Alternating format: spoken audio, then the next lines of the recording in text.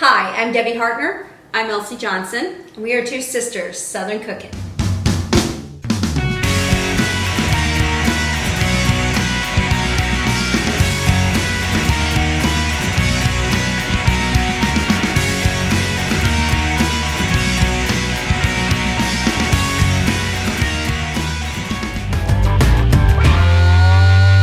Hey guys, it's Debbie and Elsie. We are making Hawaiian wedding cake, and this is for our cousin Joyce. It is one of her favorite cakes, and when she wrote it the other day, I was like, oh, this sounds absolutely divine. Yeah, it does sound good. And today is Taylor's 21st birthday, so we figured we'd Taylor loves anything pineapple. I mean, she absolutely loves pineapple, so this is perfect for her. So we're making a pineapple cake, and it's going to be delicious. Now this cake mix is going to be from the box recipe. That's what we used here. We used the French vanilla. Which you could use a butter one, you could use just a white cake or whatever, you know, just a regular old cake. I happen to have a French vanilla cake on hand, so that's why we used it. So anyway, I'm going to pour this in here, and you make this according to the box directions. So we have all the ingredients here. We substitute, and it does say that, we substitute the pineapple juice out of your, because you're going to put pineapple topping on it. So we substituted the water for pineapple juice instead. And that's actually how I make my pineapple upside down cake too.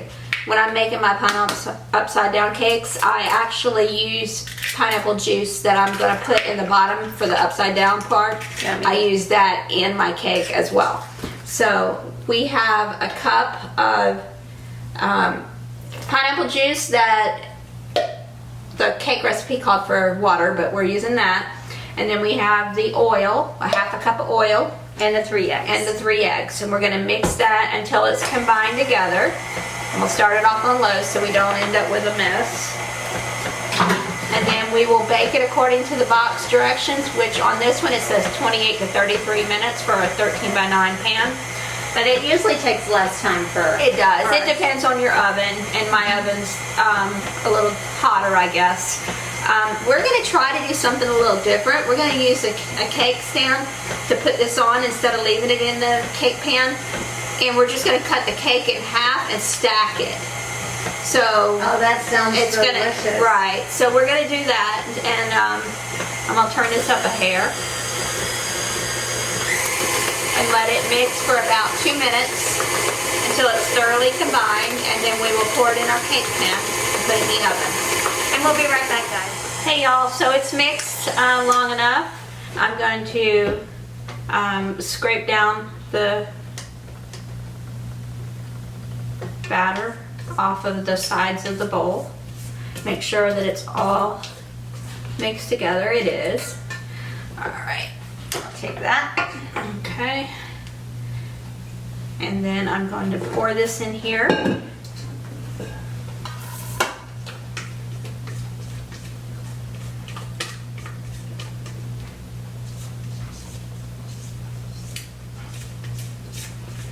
Alright, we're going to pop this into the oven at 350 for, I think it's going to be probably about 20-25 minutes. Yeah, it says 28, but her oven actually gets hotter than most, so it cooks a little faster. So I'm going to be bringing in the yeast rolls that we just did and bring them in here, and we're going to get them rolled out too next. So we're just going to be keeping on, hopping on here, Elsie. Yep. We're going to be moving right along, so.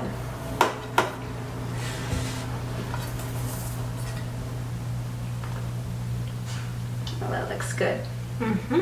So we're going to cut this in half, and we're going to put it, and we're going to stack it up. So we're going to be doing the layers. We're going to be putting the mixture between the layers, because this is a poke cake also. And you're going to be putting the in between the layers. And be right back, guys. Hey guys, so we are ready to make our whipping cream. So I have 2 cups of heavy whipping cream here. And we're going to put in our sugar. We're using granulated sugar this time and not the regular confectioner sugar. And we are going to put this on This takes maybe about 5 minutes to actually whip up. So we're gonna put it on medium-low right now to give it a chance to get a little bit of texture to it, because otherwise it'll be splashing everywhere. And then we're going to poke holes in the top of here.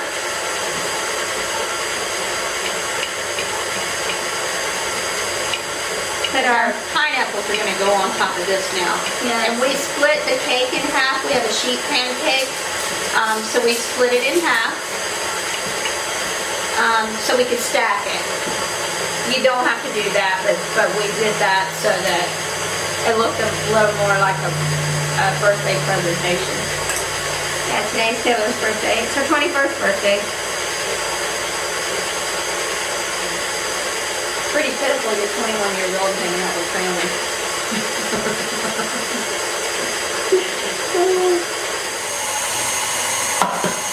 Okay. Alright, I'm going to speed this up a little more because we're starting to get some formation here. Okay. Move this over here. This is for the mixture that we're going to do for the topping. So I'm just going to poke holes on this one as well. I'm going to go ahead and get our toasted coconuts out. Okay.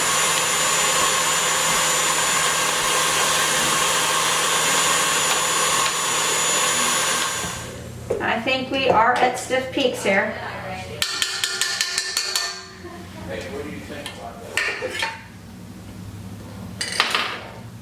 That's as stiff peak as you're going to be.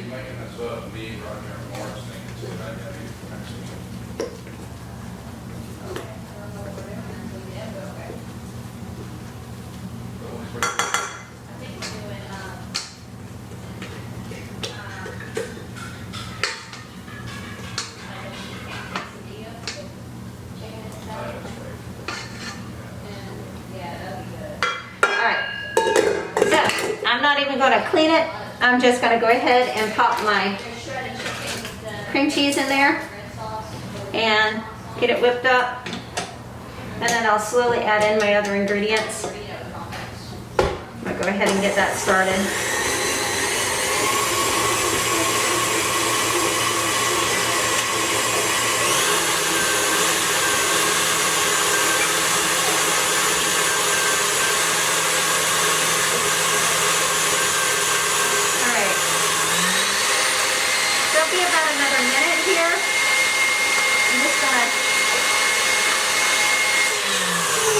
Scrape down the sides here a little bit so I can make sure these are well broken up before I put in anything else in here, because I don't want it to be clumpy, because that will affect the overall texture of this combination. Okay, so I'm going to go ahead and start putting in my milk.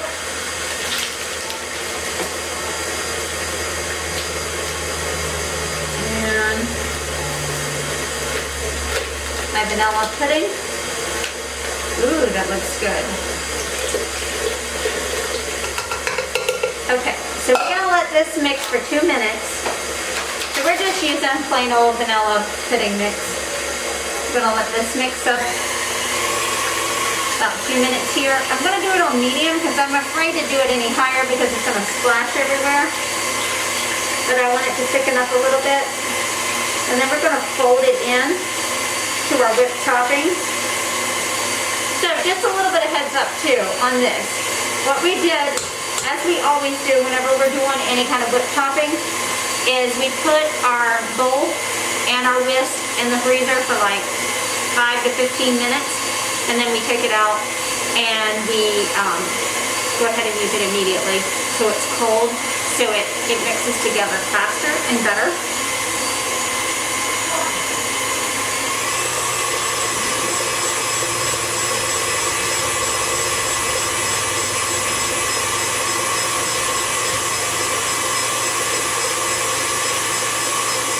Okay, so I'm going to go ahead and speed this up.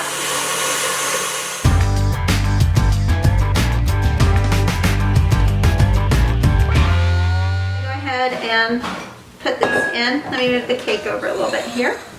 Oh, look, toasted coconuts. Thanks, Very sis. pretty. Yeah, it is. All right, so we're going to go ahead, put this in here. All right, and I told them, I said I wasn't even washing the bowl or the whisk because they were going to go together anyway. Right. So it doesn't make any sense Right. to do that. So, and I'll let you fold it. And side.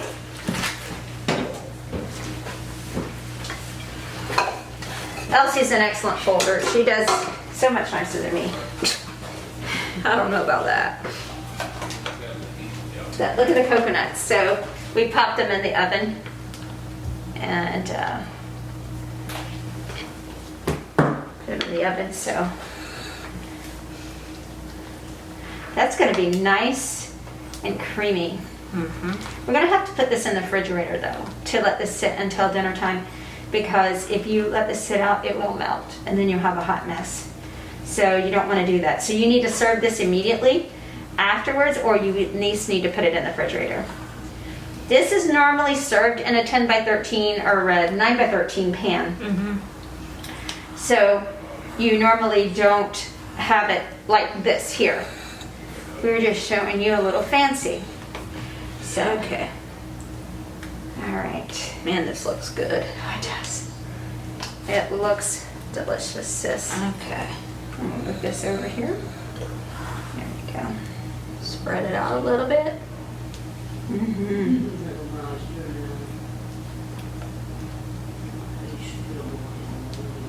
Do we need to poke holes in the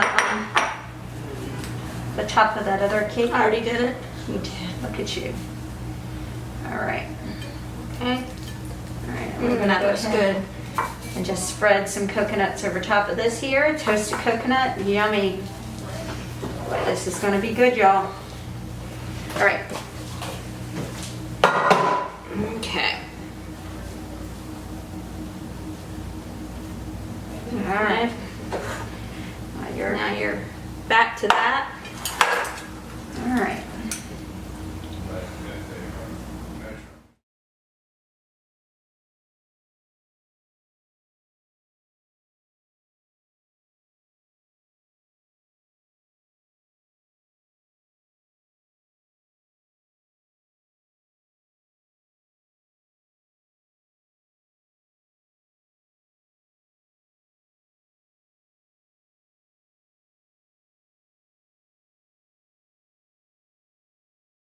Let you put this on because I'm gonna clean up the sides a little bit too, because we need to do a little. Oh, that looks good. definitely good. Oh my goodness, it does.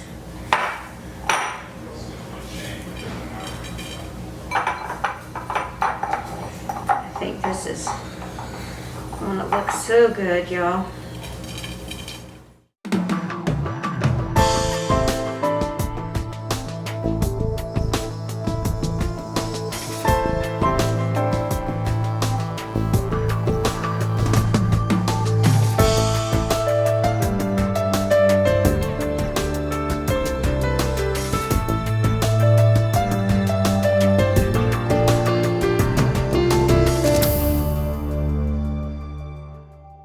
Elsie. And I'm Debbie, We're two sisters Southern cooking. and we thank you for visiting our page. Please like, share, and subscribe.